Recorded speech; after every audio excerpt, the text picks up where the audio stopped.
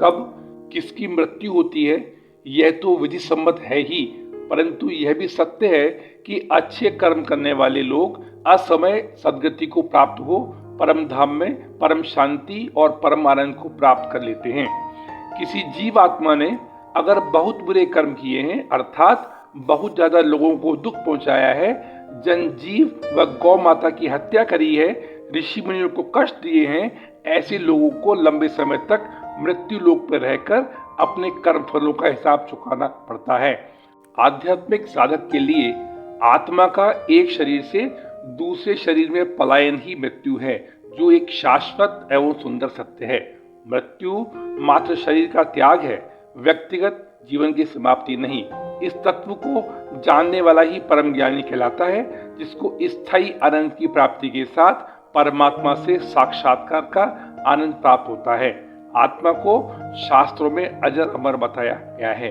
पौराणिक कथाओं के अनुसार स्वर्ग में निवास करने वाले देवतागण एवं अप्सरा भी जब अहंकार व गलतीवश कोई भूल करते थे तो उन्हें भी कुछ समय के लिए दंड स्वरूप मृत्यु लोक में जन्म लेना पड़ता था, जहां वह सजा कम करने हेतु क्षमा याचना करते हुए गिड़गिड़ाते थे। पृथ्वी लोक को धर्मशास्त्रों में मृत्यु लोक बताया गया है, क्योंकि यह दूसरे लोकों की तुलना में एक ऐसी कष्टदायी कर्मभूमि है जहां पर भौतिक नश्वर शरीर अपने अपने कर्म फलों के अनुरूप कष्ट भोगते हैं। आज मनुष्य 100 वर्ष की आयु में से मात्र 60-65 वर्ष आयु ही भोग पाते हैं। कई लोगों की तो कम आयु में ही मृत्यु हो जाती है। हमने कितने ही लोगों की मृत्यु के समय परिजनों या मित्रों को कहते सुना है कि न जाने परमात्मा बुरे और दुष्ट लोगों की तुलना में दूसरों का भला करने वाले अच्छे लोगों को जल्दी क्यों बुला लेता है। आज के सत्र में हम इसी प्रश्न का उत्तर तलाशने का प्रयास करते हैं। सनातन धर्म की मान्यता अनुसार मनुष्य के जन्म से पूर्व ही उसके जन्म का स्थान, माता पिता, विवाह और मृत्यु कब और कहाँ होगी निश्चित हो जाता है। प्रत्येक धर्म मृत्यु को शाश्वत और सनातन सत्य बताते हैं, जो एक न एक दिन सभी की होनी है। यह अटल सत्य है। जब मनुष्य जन्म लेकर पृथ्वी पर आता है तो मृत्यु लोक के मायाजाल और माया के वशीभूत होकर यह उसको अच्छा लगने लगता है। यहाँ रहने वाले माया से प्रेरित कपटी लोगों से उसको मोह हो जाता है। फलस्वरूप वह मृत्यु लोक को छोड़कर जाना नहीं चाहता। जब हमारा कोई साथी या परिजन अर्थात जीवात्मा मृत्यु लोक को छोड़कर यमराज के पास जाती है तो हमें दुख होता है, जहाँ उसके अच्छे और बुरे कर्मों का हिसाब होता है। जीवात्मा ने अगर पृथ्वी लोक में बहुत बुरे कर्म किए हैं या शास्त्र विरुद्ध कृत्य किए हैं तो ऐसे लोगों को मृत्यु लोक में अपने कर्म फलों का हिसाब चुकाने के लिए लंबा जीवन काल मिलता है और जन्म मरण के पाश में तब तक बंधा रहना होता है जब तक हिसाब पूरा नहीं होता है। इसके विपरीत जीवात्मा ने यदि अच्छे कर्म किए हैं तो ऐसे लोगों को अगले जन्म में कम आयु प्रदान करी जाती है। हम यहाँ कुछ महान विभूतियों के नामों का वर्णन कर रहे हैं, जिन्होंने न केवल इतिहास में अपना नाम स्वर्ण अक्षरों में दर्ज किया, अपितु कम आयु में इतना कुछ करके गए हैं जिसको चिरकाल तक भी भुलाया नहीं जा सकता। स्वतंत्रता सेनानी खुदीराम बोस की सदगति 18 वर्ष की उम्र में ब्रिटिश सरकार के द्वारा फांसी देने से हुई।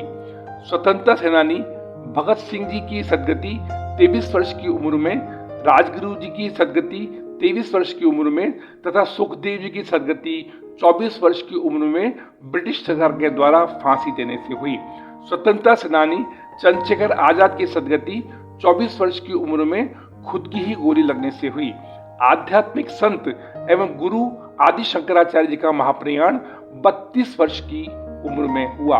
स्वामी विवेकानंद जी की सदगति 39 साल 5 माह और 24 दिन की उम्र में बेलूर मठ के एक शांत कमरे में महासमाधि लेने से हुई। सनातन संस्कृति के प्रचार प्रसार के जनक गुलशन कुमार जी की मृत्यु 41 वर्ष की उम्र में गोली लगने से हुई। कितनी ही बार मनुष्यों को यह कहते हुए सुना जाता है कि सदकर्म करने वालों को अधिक एवं दुराचार करने वालों को मृत्यु लोक में कम जीवन दिया जाना चाहिए। हम यहाँ बताना चाहते हैं कि ईश्वर द्वारा बनाई गई अति उत्तम व्यवस्था अनुसार हमारा उद्देश्य मृत्यु लोक में जीवन यापन नहीं वरन मोक्ष प्राप्त कर सदा सदा के लिए परमात्मा की दिव्य ज्योति में लीन हो जाना है। कहने का तात्पर्य यह है कि प्रत्येक जन्म के साथ हमें दो अवसर मिलते हैं। प्रथम अवसर के अनुसार हमको अच्छे कर्मों के द्वारा अपनी चेतना को चरम पर ले जाकर मोक्ष एवं परमात्मा का सानिध्य प्राप्त करना। द्वितीय अवसर के अंतर्गत बुरे कर्म कर चेतना के स्तर को गिरा मृत्यु लोक में 84 लाख योनियों में हजारों वर्ष भटकते हुए दुख प्राप्त करना। यहाँ यह कहना उचित नहीं होगा कि सभी लंबा जीवन जीने वाले मनुष्यों के द्वारा अपने पूर्व जन्मों में बुरे कर्म किए गए हैं। आज अगर वे जीवित हैं तो इसका कारण यह है कि अभी तक उनके जीवन का उद्देश्य पूर्ण नहीं हुआ है। हम अपेक्षा करते हैं कि आप समझ गए हैं अच्छे लोगों की मृत्यु जल्दी क्यों होती है। जल्दी मृत्यु को प्राप्त होने वाला हमारा मित्र व परिजन व पुण्यात्मा है जिनका सानिध्य हमको सौभाग्यवश मिला है। अतः ऐसी दिव्यात्मा की मृत्यु पर हमको रुदन और दुख के स्थान पर परमात्मा से दिवंगत आत्मा की सद्गति की प्रार्थना करनी चाहिए। अगर थोड़ा सा अलग हटकर बात करें तो कितने ही लोगों की मृत्यु के समय अर्थात शमशान वैराग्य में हमने व्यक्तियों को कहते सुना है कि आदमी अपने साथ क्या लाता है और क्या ले जाता है, सब यहीं धरा का धरा रह जाता है। तो आइए हम आपको बताना चाहते हैं कि जन्म के साथ व्यक्ति हिसाब चुकता करने हेतु अपने पूर्व जन्मों के शेष पापों की पोटली और पुण्य कर्म लाता है तथा मृत्यु लोक से जाने के समय अपने साथ निम्न 3 चीजें ले जाता है: संचित कर्म, स्मृति और जागृति।